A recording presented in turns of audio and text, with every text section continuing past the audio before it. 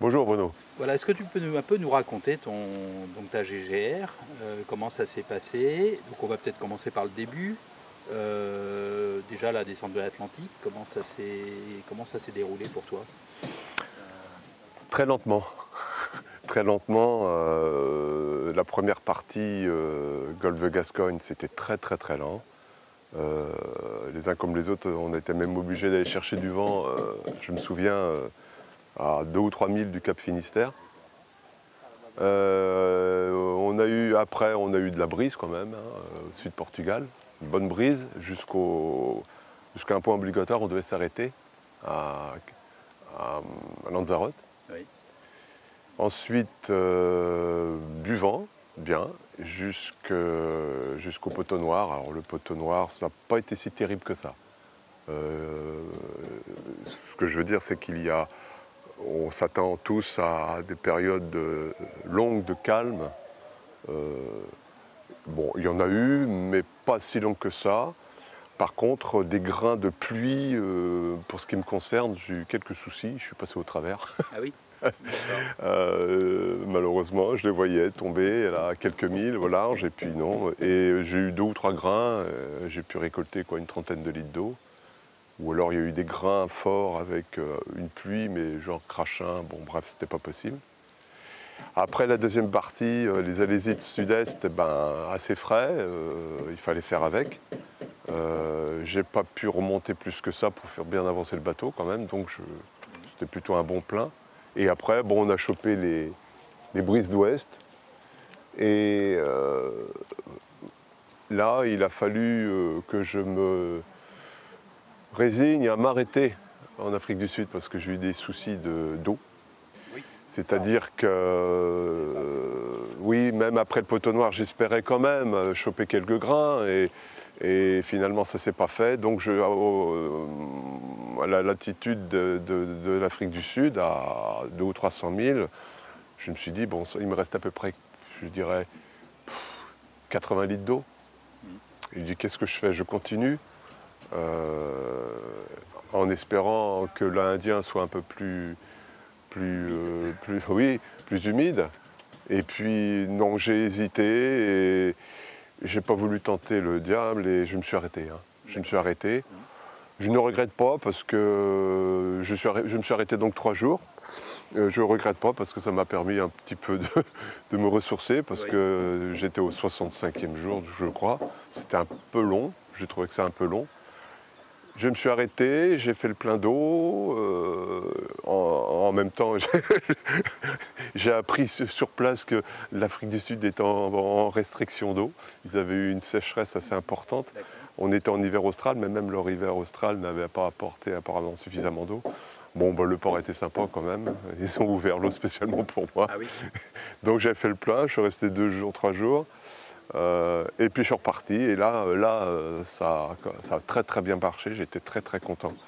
Jusqu'à 300-400 000 de l'Australie où malheureusement j'ai dématé et avec une grosse voie d'eau que je pourrais t'expliquer. Donc le dématage, il s'est fait pour quelle raison? Alors pour quelle raison? J'ai pas la réponse à 100%. J'ai pas une réponse complète, mais j'ai un début d'hypothèse. 3-4 jours après, ou une semaine après l'Afrique du Sud, j'avais remarqué qu'un baoban, que la tige filetée, la tige filetée basse du ridoir du baoban arrière avait une légère torsion. Donc, si tu veux, la traction se faisait pas dans l'axe. Ouais. Je ne me suis pas inquiété parce qu'elle n'était pas très prononcée, quoi. J'ai regardé tous les autres ridoirs. Non, bon, j'ai pas d'explication. Peut-être qu'à un moment donné, les tangons qu'on met à plat pont, parfois dans l'action, on les entrepose pas comme on le fait d'habitude. Et là, peut-être que j'avais mis le tangon en appui entre le bord et, qui est très remonté sur le Nicholson 32 et la cadène, donc on appuie sur cette fameuse tige filetée. Et il y a eu peut-être un appui fort, je ne sais pas. Bon, pour moi, non, je ne pense pas. Alors, si tu veux, donc je ne me suis pas trop inquiété. J'ai continué, je regardais dessus, sans modification. Le problème ne semblait pas s'aggraver malgré les grosses brises qu'on a eues quand même, hein, des coups de vent. Parce que l'Indien était assez musclé quand même. Et puis, quand j'ai dématé, il s'est passé, la veille et l'avant-veille du dématage, je suis allé 2 fois au tapis par des vagues croisées. Pas à 90 degrés, mais à, je sais pas moi, 40-50 degrés, suffisamment pour mettre de la baume dans l'eau. C'est-à-dire à ces moments-là, j'étais sous un riz ou 2 riz. Enfin, un riz le premier jour, la première fois, et 2 riz la deuxième. Si bien que la baume a planté dans l'eau, à 2 reprises donc, et le bateau a continué à avancer. Et l'écoute de grand voile s'est larguée des taquets coinceurs, quoi. Alors, pour moi, c'était pas plus mal, c'était comme un fusible. Bon, comme ça, on préserve la baume, mais sauf que la baume s'est allée à chaque fois fracasser sur ce fameux baoban. D'accord. Bon. Mais j'avais pas remarqué de début de détoronnage. Enfin bon, je m'inquiétais pas plus que ça. J'avais un œil dessus, mais sans plus. Et le jour où j'ai dématé, ben voilà quoi, c'est ce fameux baoban qui a pété en premier. Le bas, j'étais à l'intérieur, le mât a commencé à basculer sérieusement de 10-20 degrés. Et le temps que je vire, pour soulager le haubanage au vent, là, le galopin a suivi, quoi. Et puis le mât s'est pété. Il s'est pété à 1 mètre du pont, c'est-à-dire juste pratiquement au niveau du vide-mulet, quoi. D'accord, au niveau de la baume. Et le problème, c'est que, bon, comme il s'est rompu, donc il a été diminué en longueur, lorsque je commençais à cisailler le restant l'autre baoban avant et le patara, et driss et écoute, etc., pour tout libérer, quoi. Le mât était vraiment sur le bord, sous le vent. Il s'appuyait, mais de quelques centimètres. Et très très vite, au fur et à mesure que je larguais, paf, il a plongé dans l'eau, bien sûr, il a plongé et il a coulé immédiatement, mais à la verticale, quoi. D'accord. Hein. Et alors que je continuais à cisailler tout l'aubanage sous le vent, j'entendais que le mât commençait à pilonner la coque. Bon, surtout que là, ce qu'il faut voir, c'est qu'il y avait quand même à ce moment-là, le vent était... Bon, il y avait bien 25-30 nœuds, je pense, on n'avait pas d'anémomètre, hein. Donc il y avait un bon 6-7, je crois. Mais surtout, il y avait une très grosse mer, il y avait, je sais pas, 5-6 mètres largement. Et à chaque fois qu'il y avait un mouvement de roulis, alors que le mât était vraiment à la verticale et tamponnait, il y avait une forte torsion du haubanage que je n'avais pas encore complètement largué, quoi. Les 4-5 coups que j'entendais, je voyais bien qu'il y avait en même temps une tension terrible, quoi, du haubanage, quoi. Oui, oui. Entre-temps, le patara avait flingué l'aérien. Ah oui. J'avais un hydrovan comme régulateur d'allure. Je ne m'inquiétais pas trop, sauf qu'après l'avoir largué, l'embase où il y a une molette, enfin une embase en fonte d'aluminium où tu enclenches l'aérien avec une molette, elle était pétée sur quelques centimètres. Et alors, bon, j'ai pas eu le temps parce qu'après il s'est passé autre chose. Mais déjà j'étais pas tranquille parce que j'avais beau avoir un aérien de rechange, oui, mais je ne voyais pas comment le fixer correctement, une fonte d'alu pétée, la remplacer par quoi, enfin bref. Enfin, je n'ai pas eu le temps de réfléchir à la solution. Bien sûr. Et donc à ce moment-là, pour toi, tu repartais avec Raymond de Fortune? Oui, alors ça s'est passé dans la soirée, en fin d'après-midi. On était suivi par une balise tracking et évidemment, dès qu'on s'arrête un peu plus d'une heure ou deux, tout le monde s'inquiète. Et puis là, j'allais être immobilisé plusieurs dizaines d'heures avant de faire un gréement de fortune. Donc je préviens l'organisation en disant voilà, j'ai un dématé, mais bon, je suis à 400 000 à peu près au sud-sud-ouest de la côte australienne. Demain, j'attends demain, je fais le gréement de fortune. On avait tous prévu, hein, avec les 2 tangons, etc. Bon, bref, du demain, je verrai ça, ne vous inquiétez pas, tout va bien. Bon, je n'avais pas parlé du mât qui avait pilonné la coque. Pour moi, il y avait de bonnes rayures, quoi. Hein. Bon, tant pis, quoi, on verra, quoi. Donc, voilà, ça c'était début de nuit, vers, je sais plus, 20h TU à peu près. Et 3-4 heures après, ben, j'étais dans ma bannette au milieu, là, parce que j'avais fait une bannette au milieu. J'entendais glou glou glou, quoi, un peu sinistre. Je me lève et ben, j'ai les pieds dans l'eau, quoi. D'accord. Ah. Et donc, dans la nuit, avec ma frontale, j'ai essayé de voir ce qui se passait, parce que là, je m'étais dit, bon, bah, ça y est, hein, le mât a fait plus qu'une rayure, quoi. Ouais. Et c'était mal placé, c'était pas possible cette histoire. C'était vraiment sous la coque, au départ de la quille, à un endroit sous un contre-moulage de coin toilette. C'est le seul endroit où il y a un contre-moulage dans le bateau, qui fait peut-être un demi-mètre carré, mais avec un contre-moulage assez épais. Hein. C'est pas les petits contre-moulages de certains bateaux, là c'était du costaud. Et au niveau d'une cloison structurelle, etc. Bon, j'ai pu quand même évaluer l'ampleur de l'impact. J'ai réussi à mettre ma main, enfin ça pissait, hein, ma main sous le contre-moulage, parce que j'avais commencé à défoncer le contre-moulage, marteau et burin, j'avais pas d'autre chose pour faire ça. Hein. Il aurait fallu une tronçonneuse ou un pied de biche pour arracher tout. Enfin, j'avais commencé à arracher tout ça, enfin, pour pouvoir y glisser une main et tâtonner. Et puis j'ai vu l'ampleur, quoi. C'était un trou, une belle faille.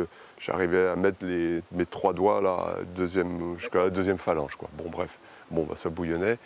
Et puis, bon, j'ai réfléchi toute la nuit. Il dit qu'est-ce que je fais en plus, bon, t'imagines, quoi. Toute la nuit là. Et j'ai d'abord évalué la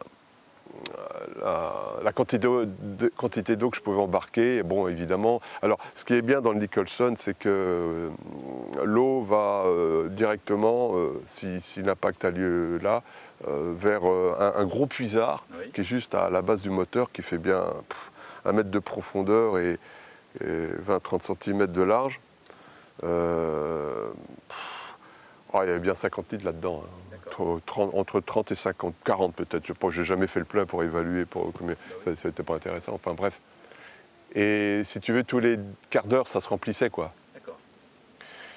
Donc j'avais 2 pompes manuelles opérationnelles, j'avais une pompe électrique qui marchait encore bien, enfin qui marchait bien. Et donc tous les 20-30 minutes, je pompais, quoi. Et tout en réfléchissant, qu'est-ce que je fais? J'avais bien de l'époxy prise rapide, j'avais bien des quantités de résine et de tissu, etc. Mais franchement, ça bouillonnait tellement, ça allait tellement vite. Et puis vu où ça se passait, quoi, où l'impact, où le trou était, je dis qu'est-ce que je fais là? Est-ce que je vais faire quelque chose de correct? Est-ce que je serais capable de... Parce que gréement de fortune, là, bon, j'étais au sud-ouest. Les vents étaient, c'est vrai, plutôt nord-ouest jusqu'au sud-ouest. J'aurais fait du 2 nœuds. J'aurais mis, je ne sais pas combien de temps, j'aurais mis 1 semaine, 10 jours. Et puis, voyant l'ampleur des dégâts, je dis, allez, non, c'est pas raisonnable. Bon, bah, j'ai percuté la balise, quoi, en milieu de nuit, quoi. Et puis j'ai dit, bah voilà, non, je laisse tomber parce que... Alors en plus, évidemment, j'avais mon régulateur qui n'était pas opérationnel. Il aurait fallu barrer, pomper, barrer et pomper, barrer et pomper. 450 000, 500 000 comme ça, je ne sais plus. Je le voyais mal, ce truc-là. Donc tu as percuté la balise et Donc les secours sont arrivés 3 jours après, parce que je n'étais pas sur la route des cargos. Depuis 2 jours, j'amorçais une descente vers la Tasmanie, qui est au 45e, et donc j'étais à peu près au 40e, je ne sais plus. Et la route des cargos commerciales Australie, Afrique du Sud, c'est logiquement au 35e, 5-6 degrés au nord, quoi. Oui. Et en effet, bon, très vite, le lendemain midi, après-midi, on m'a prévenu qu'un cargo se déroutait et qu'il aurait été sur place 2-3 jours après, quoi. Alors j'avais un œil bien sûr sur cette voie d'eau, je regardais, bon ça n'empirait pas, sauf le dernier jour, ça a commencé à être sérieux, là il était temps qu'il arrive. Bon ben je pompais et puis voilà quoi, et j'ai eu le temps de sauver quelque chose, pas mal de petites choses dans des sacs quoi quand même, parce que je ne vais pas tout laisser derrière moi parce qu'on est parti avec pas mal de balises et de VHF, etc. Quoi. Et des vêtements quand même, et les papiers et tout ça. Et puis le cargo est arrivé, donc 3 jours après, le soir, à la tombée de la nuit, donc il a réussi à me voir, j'avais mis une lampe flash en bout de tangon, et puis il est resté sur zone, il était bien à 2000 quoi. Et au petit matin, on est venu, alors là c'était assez épique parce que déjà il y a eu des grains continuels le matin du lever du jour, il n'a pas pu s'approcher de moi, il a dû attendre moins 2 heures après le lever du jour parce que c'était grain sur grain, et il ne me voyait plus, moi je ne le voyais pas non plus, bon bref, bon après ça s'est arrangé. Alors, c'est compliqué, je vais essayer d'être bref. Normalement, j'avais dit à l'organisation, et c'était vrai, que mon moteur n'était pas opérationnel. Parce que les jours précédents, j'avais embarqué pas mal de vagues dans le cockpit. Et comme le tableau de démarrage moteur est dans le cockpit, t'imagines, bon, ça m'était déjà arrivé, mais j'avais trouvé une solution que tout le monde connaît. Bon, d'abord, il faut laisser sécher un peu d'hydrofuge. Et puis je laisse les contacts. Donc les petits témoins lumineux chauffent un petit peu l'ensemble et ça redémarre. Mais là, je n'étais pas sûr de mon coup. J'ai dit merde, peut-être que là, c'est peut-être plus grave, c'est peut-être mon démarreur, hein, je ne sais pas, parce que quand tu es secoué, pas mal d'eau là-dedans, bon bref. Et puis finalement, j'ai réussi à le démarrer, mais je n'ai pas prévenu l'organisation, enfin j'ai réussi à le démarrer peut-être, oui, quelques heures avant qu'il arrive, ouais, pas 24 heures, mais la veille, une dizaine d'heures avant qu'il arrive. Démarrer, mais je n'ai prévenu personne, parce que j'étais tranquillisé parce j'avais bien compris que le cargo allait mettre son lifeboat, enfin son canot, et qu'il allait venir à moi et m'embarquer dans son truc.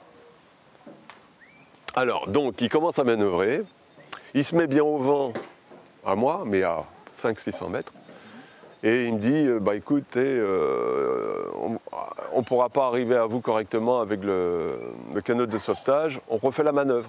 D'accord. Bon. Alors il refait la manœuvre, sauf que là il s'est retrouvé sous le vent et en crabe. C'était pire qu'avant. Bon. Alors du coup, et c'est là que je lui dis, écoutez, mon moteur marche, moi, ah bon, ouais. Et parce qu'on avait dû lui dire que mon moteur. Et je vais à vous, il n'y a pas de problème, je me suis débrouillé. Bon, il y avait encore de la mer, il y avait moins 3-4, moi c'est calmé, mais il y avait bien 4 mètres quand même. Et bon, allez hop, j'y vais, il était à 400 mètres là, comme le pont, ou un peu plus loin quand même. Bon, ouais, plus loin que ça. Et j'arrive sous le vent, bien, ça c'est à 100 mètres du bateau à peu près. Bon, c'était plus calme, c'est juste un gros cargo, 300 mètres de long. Et ils commencent à mettre leur lifeboat à l'eau. et là, j'étais pas très loin et je vois leur canot de sauvetage qui arrive en crabe comme ça, je dis oh là là, qu'est-ce qu'il fait, qu'est-ce qui se passe? Et j'ai compris très vite qu'il n'était pas du tout manœuvrant ce truc-là. Si bien qu'il tournait autour de moi, mais il n'arrivait pas assez proche, il n'arrivait pas à s'approcher de moi, impossible. Il y avait il y avait quand même de la mer encore, même si la mer était cassée par le cargo, mais quand même, il y avait quand même, bon. Et à chaque fois, hop, il s'écartait. Et il s'éloignait de moi. Alors c'est là que je lui dis, bon allez, je vais au cargo, avec le moteur. Je pense à mes sacs, parce qu'en plus, une petite trappe qui fait quoi, ça fait 50 cm, 40 cm de large, enfin bon, on fait de quoi passer un bonhomme. Je dis, mes sacs, moi j'y tenais, j'avais pas mal de choses. Je dis, allez hop, je vais au cargo, je leur fais comprendre qu'ils me balancent un bout pour déjà prendre mes sacs. Oui. Et puis, très bien, ça s'est très bien passé. Sauf que quand je jette un œil sur leur canote, il était au moins à 600 mètres. Il s'éloignait, il n'arrivait plus à revenir au bateau. Je me disais, mais si ça continue, c'est moi qui vais aller le chercher. Ça a failli d'ailleurs. Bref, voyant que ça s'était bien passé, je leur demande de me balancer un bout, et puis moi, de me balancer une échelle. Oui. Donc je suis resté à coupe du cargo. Mais là, c'était assez dangereux parce que ça, chandelier, le winch génois qui a commencé à... Enfin, qui a explosé d'ailleurs, avec un morceau de polyester comme ça dans le cockpit. Ouh là là. Hop, j'arrive quand même à choper une petite échelle de corde avec des petites marches comme ça, en alu. Je mets à pied, puis le deuxième, manque de peau, mon harnais s'accroche à une main courante du bateau. Je retrouve les 4 fers en l'air dans le cockpit. Bon, on arrête les frais. Hop, il me largue et je vais quand même aux canottes là. Et cette fois, je leur rentre dedans. Ah, tant pis. Hein. Bah oui, parce que si c'est ça. Genre, et puis comme moi, j'avais plus de sac, je rentre dedans. Disons que je vais à touche-touche, bien sûr, boum boum, et j'arrive à rentrer dedans, tant bien que mal. Et puis voilà, quoi, alors, pareil, bon, après pour monter, ça a été fastidieux aussi pour eux. Hein. Et j'ai parlé longuement avec le capitaine, hein, et il avait très très peur aussi, bien sûr que ça se passe mal. Il savait très bien que ça manœuvrait mal dans la mer, mais à ce point-là, non. Parce que quand ils font des exercices, ils en font, hein, tous les mois, je crois, ils font ça au mouillage, ou voilà. Oui. Mais dans la grosse mer... Ils ont réussi à revenir au bateau. Ouais, c'est quelque chose. Voilà. Et j'ai passé un mois, j'ai fait la roue de retour avec eux. Oui. Voilà, j'ai passé 35-36 jours avec eux, quoi, pour revenir. Voilà. Équipage philippin, très sympa. Voilà. Ok. Et donc, alors pour revenir un peu à la période navigation, oui. Alors la navigation à l'ancienne, au sextant... Ah écoute, moi je connaissais ça quand même, hein. J'avais déjà navigué là-dessus, mais bon, bref, il a fallu s'y remettre, etc. Bon, j'avais le sextant, j'avais les tables américaines, HO 249. Alors la différence, c'est que moi ce que j'avais connu, c'est sous les tropiques, quoi, hein, pour les traversées de l'Atlantique. Sauf que là, il faut se faire violence, il faut sortir quand il fait froid, c'est pas toujours agréable. Mais le problème, c'est que j'ai eu beaucoup de périodes sans soleil. Oui, c'est ça, oui. D'une journée, voire 3-4 jours des fois. D'accord. Bon, puis au bout d'un moment, tu te dis, bon, tant pis, c'est comme ça, quoi. Quand tu es au grand large, c'est pas un souci, on se recale, quoi. On se recale, on garde une estime, hein. Et puis on se recale après, quoi. Non, c'est pas un souci. Le seul problème, c'est que les visées, il faut les faire assez vite parce qu'il fait frais, et puis que le temps change vite, et puis que... Donc je multiplie pas les visées, je me fais confiance, et puis voilà. Non, ça a été. Ça a été. Au niveau du gros temps, tu as eu c'est ce que je dis à tout le monde, j'ai eu des coups de vent, mais j'ai pas eu de tempête cataclysmique, quoi. Oui. Par contre, j'ai eu comme tout le monde, j'ai eu des coups de vent. Les fins de coups de vent sont toujours très, très dures, quoi. Parce que ça naît au nord-ouest et ça finit au sud-ouest. Et donc on a des vagues croisées et comme là-bas, les vagues sont toujours plus grosses parce qu'il y a toujours une houle, plus grosse que l'Atlantique. Donc les vagues croisées sont, même avant la tempête très très forte, même une fin de coup de vent classique, c'est déjà pas mal. Hein. Je suis allé quand même 2 ou 3 fois au tapis, sans mettre le mât dans l'eau, hein, mais j'ai pas eu de vagues gigantesques. Je pense pas, ou je les ai pas vues. Oui, d'accord. Donc, je les ai pas vues. Non. Okay. Et sinon, côté financier, côté financier. Tu m'avais dit que tu avais fait un emprunt pour le... J'avais un capital au départ qui m'a permis d'acheter le bateau, de le prééquiper.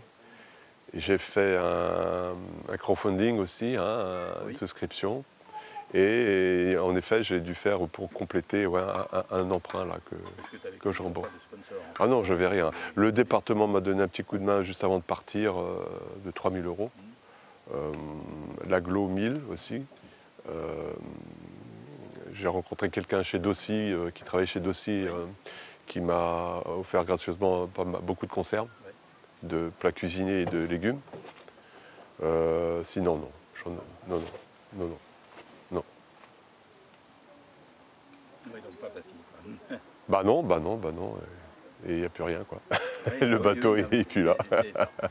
Et voilà, ça va faire un grand vide de perdre son bateau. Bah oui, oui, oui, oui, oui, oui, c'est vrai que c'est pas. Mais je regrette rien quand même. Hein, j'ai eu un aperçu de ce que c'était.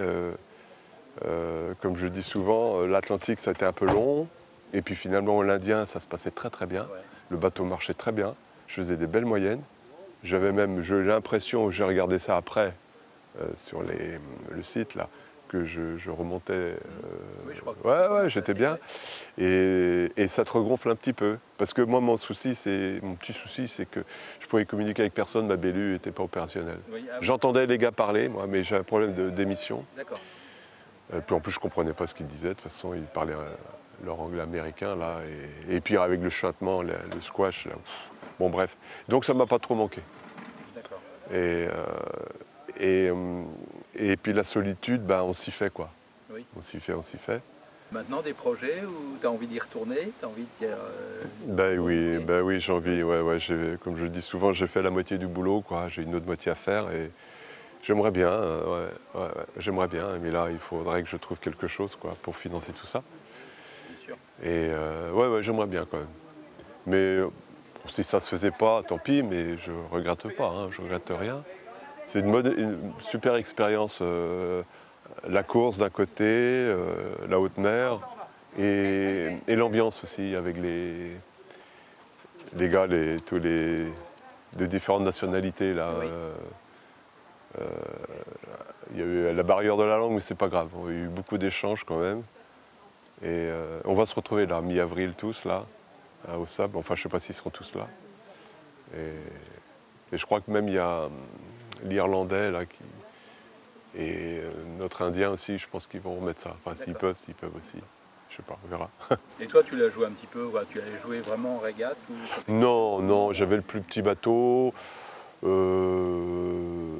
Le Nicholson 32, c'est un bon bateau, mais quand même, quoi, il était un peu dépassé par les 35-36 pieds, quoi, Oui.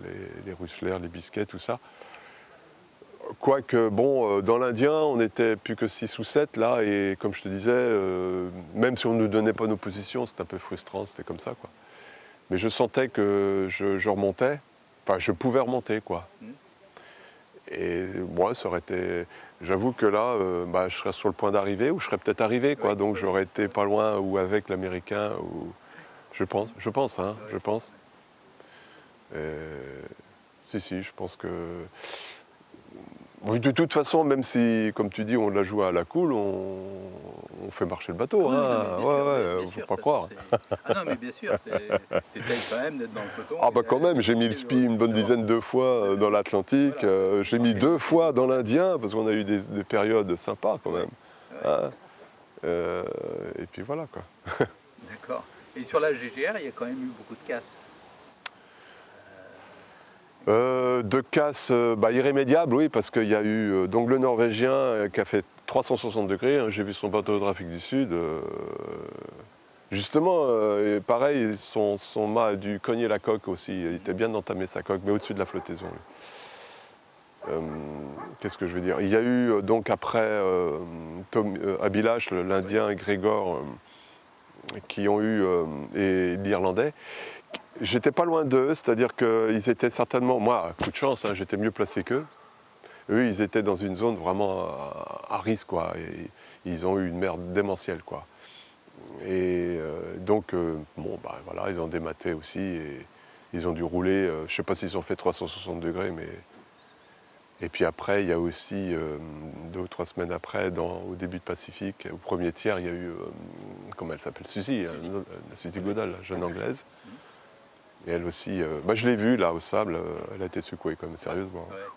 Ouais. Elle, je sais pas si elle a fait 360 degrés, mais pas mal. Hein. D'accord. Oui, sinon, les bateaux qui sont arrivés, quand tu les vois, ils sont bien. Hein. Les régulateurs, il y a pas mal de gars qui ont des soucis. Et je ne m'y attendais pas à ce point-là, mais je savais que, bon, voilà, on avait tous des bateaux à quilong avec safran sur le bord de fuite rattaché au safran, à la quille. Et ils sont très désagréables à manœuvrer, ils sont très durs à la barre, très durs à la barre. Donc on sollicite énormément les drosses, c'est une chose, mais la structure aussi Oui. Donc tous ceux qui sont à pendulum, il y a plusieurs types, je ne vais pas citer les marques, mais il y a des systèmes à pendulum qui, à mon goût, sont peut-être trop fragiles vu la sollicitation du bateau, quoi, que donne le bateau, qu'impose le bateau, vu qu'ils sont durs à la barre. Et donc, moi, j'avais fait confiance à l'Hydrovan, que je connaissais, j'avais ça sur un autre bateau, qui a un safran autonome. Et comme il est fixé sur le tableau arrière, le safran, bon, c'est une belle pelle, hein, il est à l'arrière, et donc il est plus doux à la barre, du coup. On peut même barrer, mais ça m'est arrivé de barrer avec ça, parce qu'on peut y ajouter un manchon, et tu barres avec. Et donc, et en plus, il est très épuré, très costaud, et je pense, en dehors de l'aérien qui peut péter, comme ça m'est arrivé, je pense qu'il peut rien lui arriver à ce genre de matériel. Ok, bah, Loïc, je ne sais pas si tu as d'autres choses à ajouter sur... Non, ben, un message peut-être aux petits camarades de la longue route. Je ne sais pas où ils en sont. Un petit message aussi à Francis Tolan, parce que je t'ai pas dit, mais si, je te l'ai dit tout à l'heure, mais Francis Tolan n'était pas loin de moi lorsque je me suis... Ouais, et il s'est proposé de se détourner. C'était le plan B, parce que c'est vrai que si le cargo avait été en droit de dire bah non, je peux pas là, c'est pas possible, ou il reporte, il reste sur zone. Oui. Et normalement il nous quitte pas, mais bon. Et Francis Tolan, là, un voilier c'est plus facile, hein. Tu as la combinaison de survie, tu sautes à l'eau et puis tu montes à bord, quoi. Tu te débrouilles, quoi. Et quand c'est arrivé, il était encore à 100-200 000 de moi, et je crois lorsque le jour du sauvetage, il devait être encore une dizaine, 20 000 de là, quoi. Et puis, comme tout s'est bien passé, bon. Ok, ben merci Loïc. Bah, merci Bruno. Et puis à bientôt donc. Je t'en prie, à bientôt peut-être. Ouais.